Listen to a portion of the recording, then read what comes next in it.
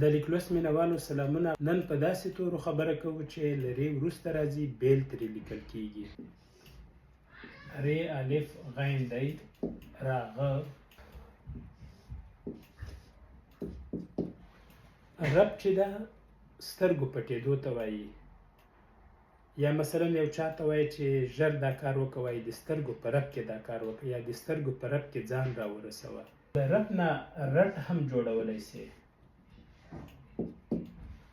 رټ چې د سخته وایي، دا خوستیان وایي رټه خبره ده، یعنی سخته خبره ده. رټ نه رټل هم جوړیږي.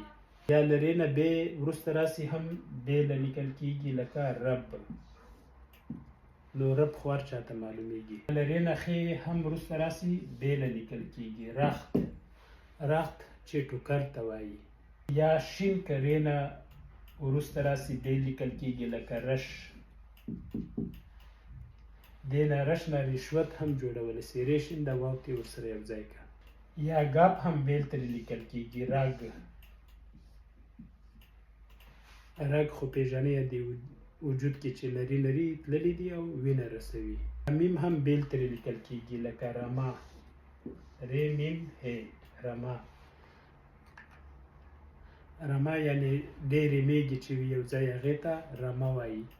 یې هم چې له ر وروسته راسي بیله لیکل کیږي، لکه رای. رای چې ده پروا ته وایي. مثلا وایي دې خلکو کې زه هیڅ رای نه وهم، یعنی هیڅ پروا یې نه ساتم، یا هیڅ پروا نه راځي، یا مې هیڅ سترګه نه ترې سوځي. نو دا هغه توري سو چې له ر وروسته راځي او ګډ نه ورسره لیکل کیږي. تاسو هم که داسې ورته کلمې لرئ دلته یې شریکولی سئ.